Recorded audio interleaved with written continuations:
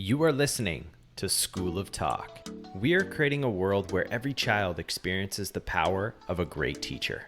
We believe education is the answer. It has the power to conduct change, improve lives, unlock ideas, create opportunities, and build connections. It's the single greatest investment we can make today to create a better tomorrow. That's why we're on a mission to train, inform, and inspire educators around the world. Each week, we dive into a topic related to education, teaching, and learning. Whether you're an educator by trade or an educator by spirit, we've got something for you. Open up your mind and get ready to soak in some new learning. Class is in session.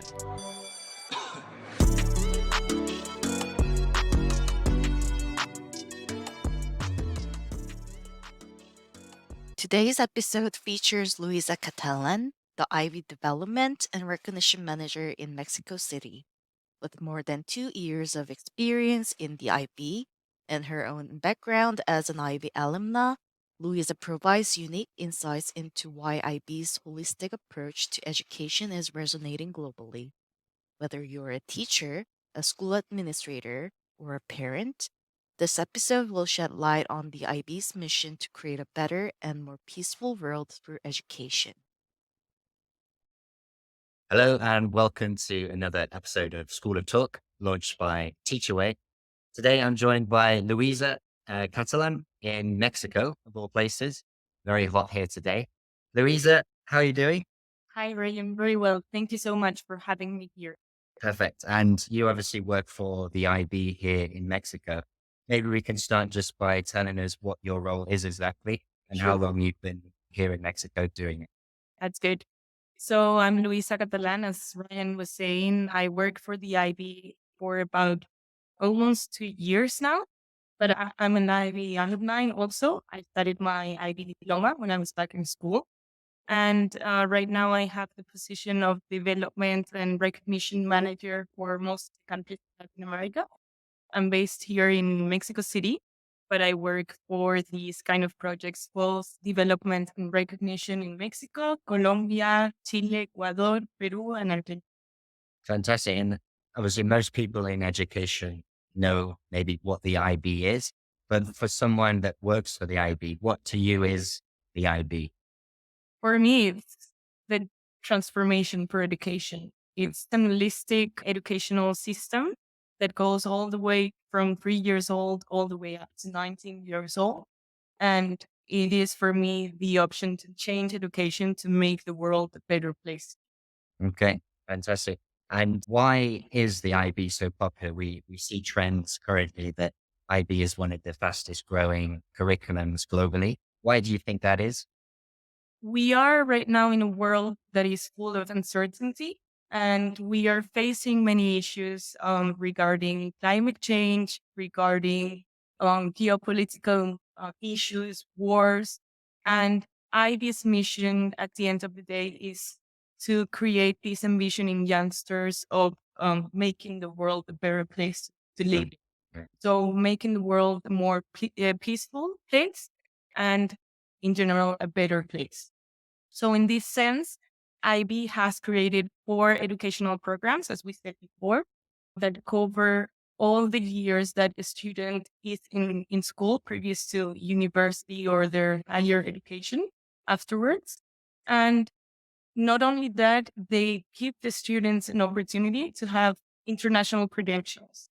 So as you were mentioning, we're here in Mexico. You're not from Mexico. I'm not from Mexico. We have the honor to be here and to be recording this podcast here and be working here today, but we are not from this country. So this possibility of moving around, of being able to work in another country, Yeah.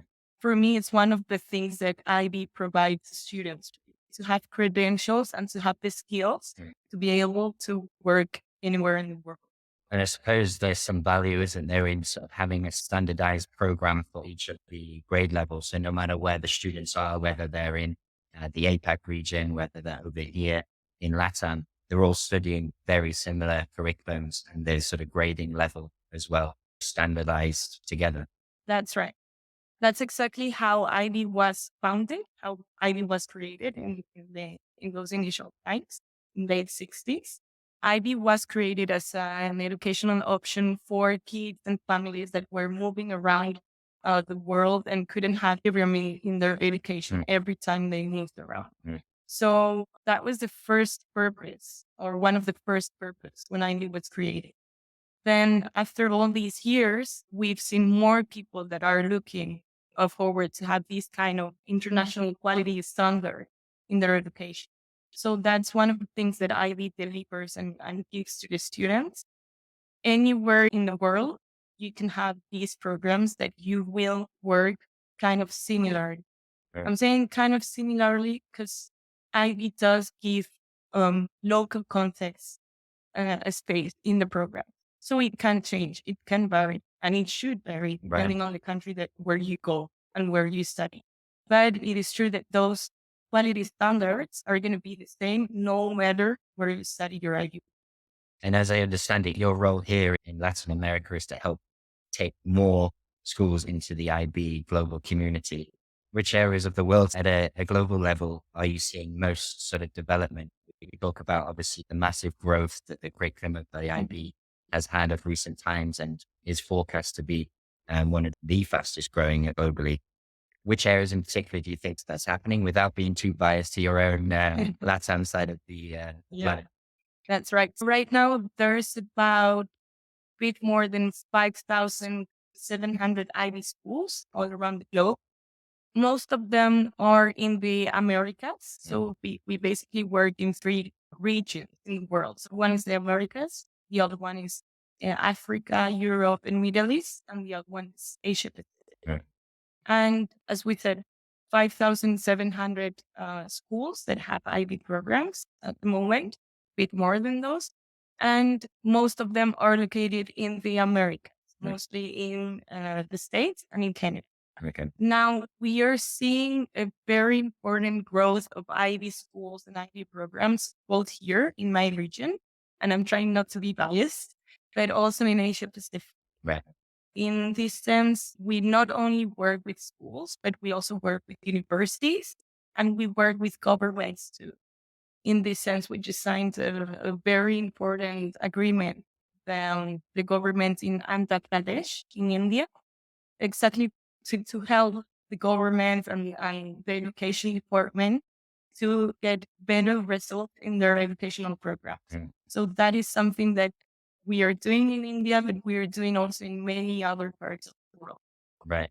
And what is it about the IB that's so popular with schools wanting to improve their curriculum or join one of the globally recognized curriculums? Obviously, there's a lot of British curricular schools, American curricular schools, and then maybe you've got sort of Montessori, that sort of side of things. Why is the IB so popular, do you think? I think that the IB is not just an educational system that it's about subject and curriculum, but it's about the holistic development of the student. So in this sense, IB gives the school and gives the students both the opportunity to have a solid curriculum, let's say preparation on the knowledge side, but also a solid development of the student and all the characteristics that they need to be always learning. So to continue learning all their lives. Right. So in this sense, IB has the IB learner profile that it's always centered in the programs. And that is the essence of the rest of the structure of the program. So that I think this is something very special and very different that IB has in comparison to other educational systems, that it does deliver important results. We have researches that are public in our website, how IB students do get a higher rate of university enrollment right after their students' period in school.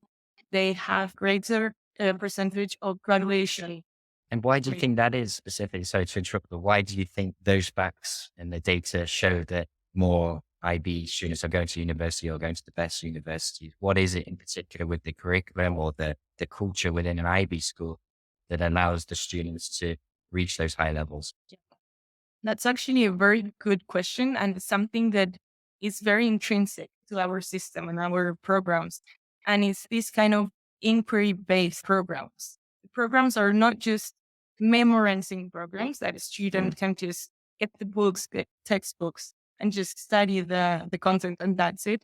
Students need to think a lot. So most of the programs and the units and everything start with questions. And this is what leads students to start making questions themselves and then finding answers, always guided by the teacher. But this process of learning gives them a chance to be critical thinkers, to be creative also in the way that they acquire knowledge, and also to look for their own answers and questions. And I think that is one of the advantages that IB poses in their students. And this is forever something that you learn while you're at school, and then you keep on doing as a grown. And I take it, obviously, in order to get to that stage where the students are feeling more comfortable and taking that approach to education, you need efficient and effective teachers to be able to deliver that. And because the IB, I mean, still relatively young organization, teachers aren't necessarily going to have the IB methodology unless they go through the training. So what processes there for teachers specifically are there to become an IB teacher, but also be a good IB teacher? That's actually a very good question, because yes, to be an IB school, you need to go through an authorization process. You can't just from one day to the other be an IB school. You got to go through the process of preparing your school, preparing your teachers. And one of the parts of this authorization process, and a key part, is exactly that, preparing the teachers. And this is through workshops that we do deliver and the teachers need to complete in order to be able to implement the program. This is a key part of the authorization process, but it's not something that just ends there. Once the school is authorized, the teachers will need to continue improving, will need, as we all do in life. So they need to keep on attending workshops or attending ways to improve themselves and get better. And those workshops, those professional development programs are offered directly by the IB, and are they financed by the IB, or is that something that the teachers would have to finance themselves once they are an IB teacher? So this is something that the schools take care of. So schools need to pay for their teachers' professional development. Every time the school wants to add an IB program, we have 4 different programs. So every time the school wants to add one program, they need to go through this professional development process. The first person that needs to have their workshop completed is the head of school. Then the program coordinator, which for us is a key role for the good development of the program in the school. And then afterwards, teachers. There's no way a school can be authorized without going through this professional development process. Right. And let's say a school is wanting to become an IB school. Do they need to hire IB teachers before to have individuals in the school already sort of with the experience? Or are you able to bring on a school, accredit them as an IB school? And I suppose this is the second question, what's the process then in terms of upskilling their existing staff so they are aligned to the IB way of learning? That's also very good questions, because it's one of and I would like to say a false belief in IB that we commonly have. You do not need IBs already trained at your school to become an IB. So you will always be your school. You will have your people and you can train them. And you can train them to be successful in IB programs and to implement those programs very successfully in your school. But you don't need to have other external people previously. We always support the school through all the process, from not being an IB school all the way to the announcements and afterwards too. And these certifications are completed, as I said, during the authorization process. Now, once the school is authorized, there's, let's say, levels in IB's workshops. So you can complete higher level workshops. We also have a resource center where all the teachers share their materials, share their ways of teaching, their approaches at their school. And this is also a way for teachers to get inspiration from others, not only in their country, but also internationally, of course. Once a teacher has been doing this, there's also the opportunity for them. And I think this is also a wonderful opportunity that the IB gives to teachers and to the educational sector in general. That is the opportunity of participating in IB related events. So all this process of authorization is actually supported by other head of school, coordinator, teachers that do have experience in IB. So these people will be the one giving consultancy to other schools. These people will be the ones going to authorization visits to other schools. These people will be looking also at IB's curriculum, and they will be checking every now and then changes that will need to take place. So these teachers, we have a global network of teachers. It's called IBEN, IB Educator Network. We can find lots of information about that in our website. There's many roles that you can take place in this network. And this is a beautiful way also for teachers to improve and even to travel to get to see other educational projects and schools in other parts of the world. And is that something that's quite common? So let's say I'm an IB teacher, I stay at one school for 3-4 years, and then I move to another IB school in another part of the world. Is that a popular, and is it actually encouraged as well by the IB? For sure.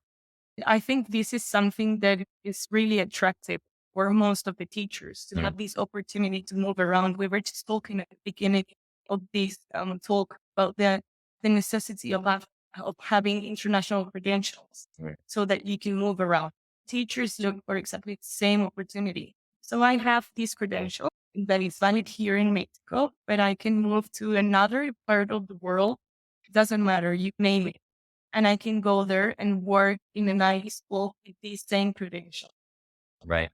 And obviously there's going to be lots of teachers potentially listening to the podcast. Some might be new teachers, inexperienced teachers. Some may have never worked at an IB school, but would like to, but maybe feel like they can't because they don't have any IB experience or they don't have the necessary qualifications.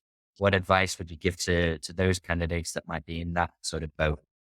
So I would advise them to look for IB's website. And then once we're there, look for the professional development side.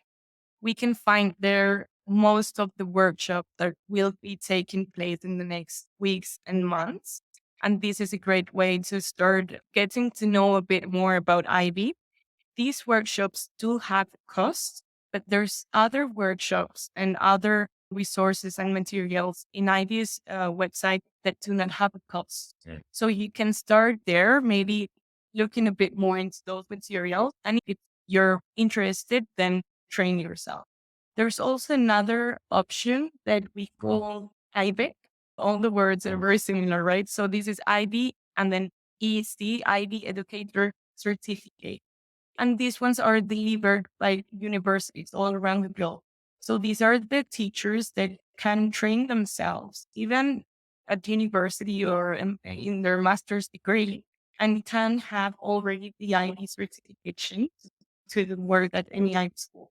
So you can finish your own university degree, master's degree with the IB certification, and then go straight to an IB school and work there without the school needing to train the teachers again because they're all already trained, and this is valid in any part of work. You mentioned when you were a student, you were in an IB school in Spain. That's right.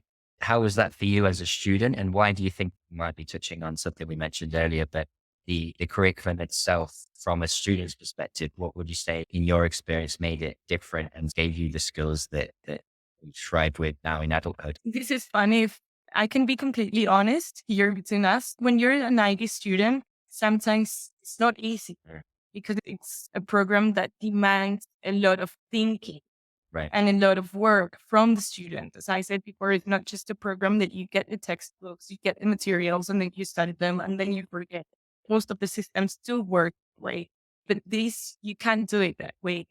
Actually, the IB exams pose questions sometimes that you haven't even heard before. So you have to always think in a problem-solving way, in new ways that you haven't being. So when you're in an IB program, it's challenging. It is. But I think when you're in the process, you get to think a lot, you get to change a lot yourself. And once you finish it, it's very rewarding.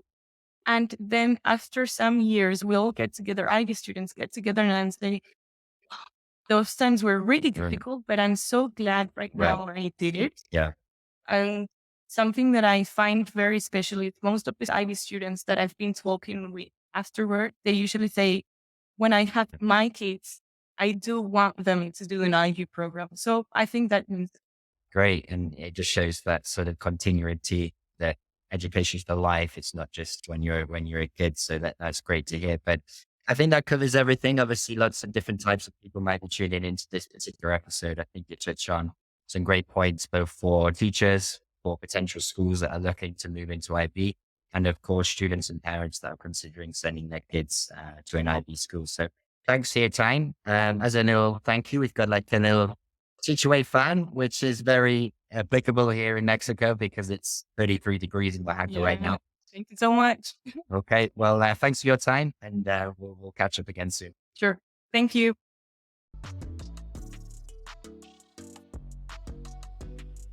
Thank you for listening to this episode of School of Talk. If you enjoyed today's episode, be sure you subscribe to the podcast. If you love today's episode, share this out with a friend. Class is dismissed.